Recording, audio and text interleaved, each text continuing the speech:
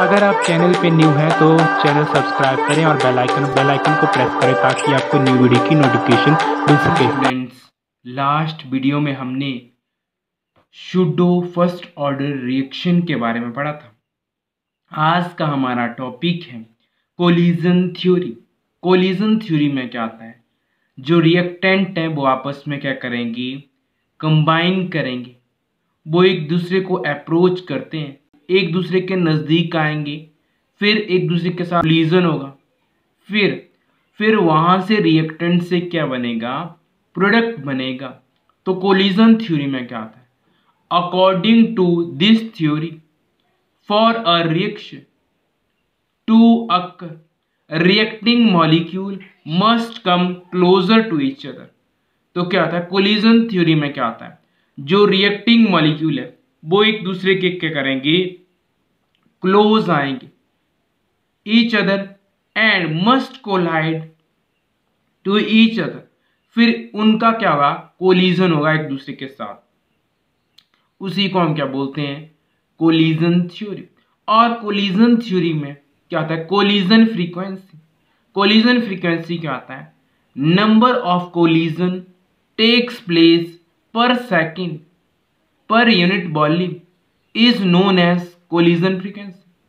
Collision frequency का मतलब क्या आता है कि कितने नंबर ऑफ कोलिजन हो रहे हैं पर सेकेंड में और पर यूनिट वॉल्यूम में, उसको हम क्या बोलते हैं, कोलिजन फ्रीक्वेंसी। नेक्स्ट है, जो कोलिजन है वो टू टाइप से होता है। एक होता है इफेक्टिव कोलिजन और दूसरा क्या आता है, इनइफेक्टिव कोलिजन। इफेक्टिव कोलिजन क्या होता है, those collision as a result of which product is form. तो क्या आता है, इफेक्टिव कोलिजन उसको बोलते हैं जिसमें क्या हो, प्रोडक्ट बनता है, प्रोडक्ट इज फॉर्म। और इनइफेक्टिव कोलिजन क्या आता है, those collision as a result of which product is not form. तो इनइफेक्टिव कोलिजन में क्या आता है, जो प्रोडक्ट नहीं बनता है उस केस में उसको क्या बोलते हैं, ineffective collision. Effective collision depends upon two factor. जो इफेक्टिव कोलिजन है वो टू फैक्टर पे डिपेंड करता है। फर्स्ट है ओरिएंटेशन और बैरियर फैक्टर और सेकंड है एनर्जी।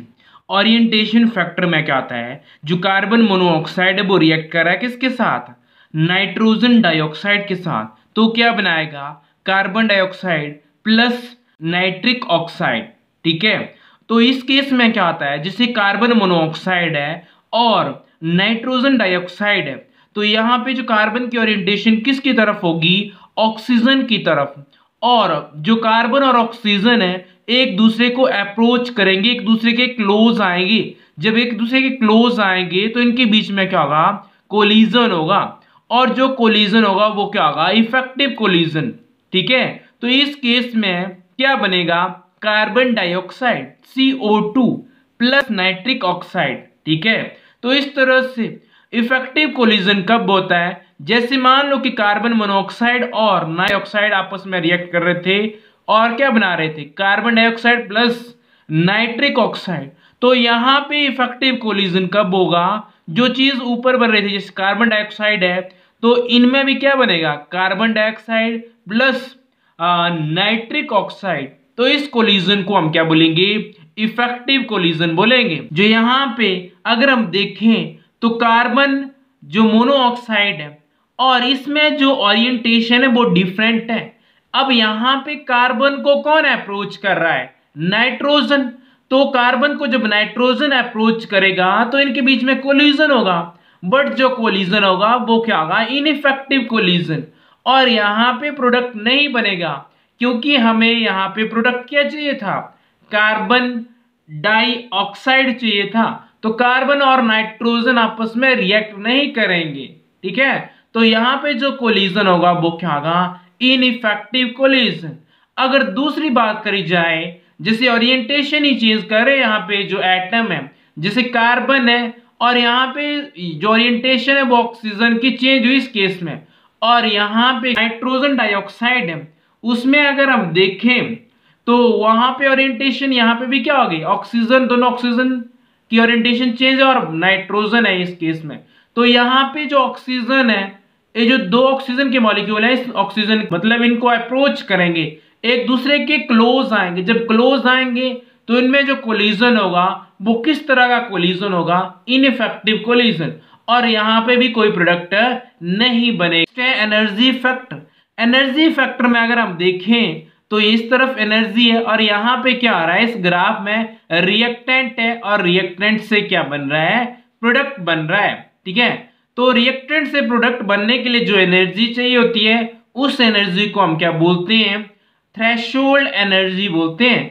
और यहाँ पे क्या होगा? एनर्जी बैरियर होगा, रिएक्टेंट बनेंगे, फिर यहाँ पे क्या होगा? Energy barrier. अगर मान लो एनर्जी बैरियर अगर इसने क्रॉस कर दिया तो रिएक्टेंट से क्या बनेगा? प्रोडक्ट बनेगा।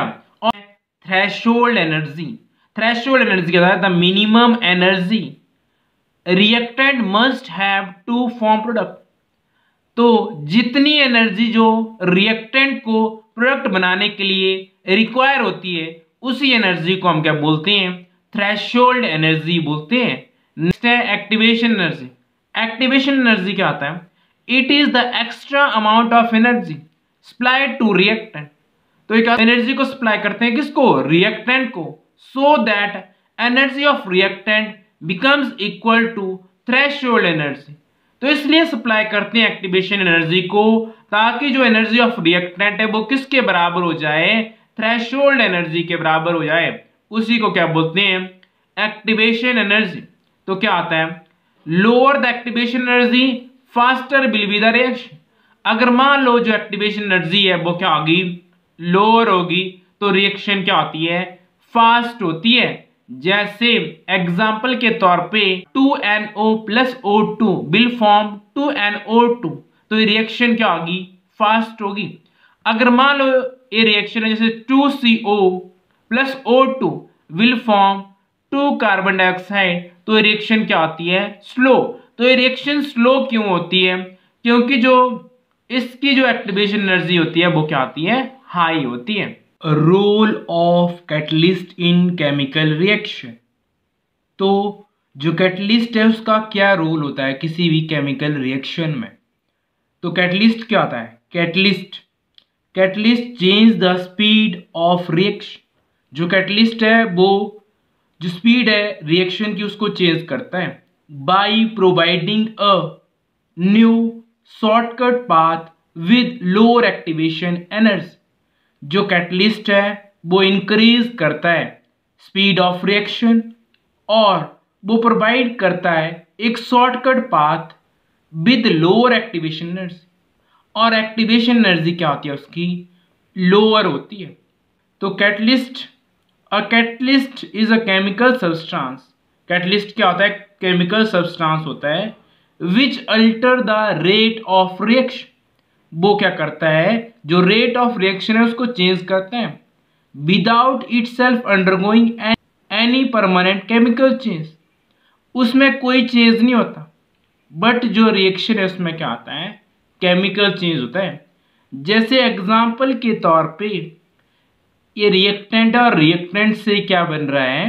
प्रोडक्ट बन रहा है। तो जब रिएक्टेंट से क्या बनेगा? प्रोडक्ट बनेगा। तो ये जो रिएक्शन है वो विदाउट कैटलिस्ट है। जब कैटलिस्ट यूज करेंगे तो रिएक्टेंट से प्रोडक्ट है उसको क्या है? एक शॉर्टकट पाथ प्रोवाइड करेगा और जो उसकी जो स्पीड ऑफ रिएक्शन है वो भी क्या आ जाएगी? इंक्रीज हो जाएगी। अगर मान लो बात करी जाए जो रिएक्टेंट से क्या बन रहा था? रिएक्टेंट से प्रोडक्ट बन रहा था।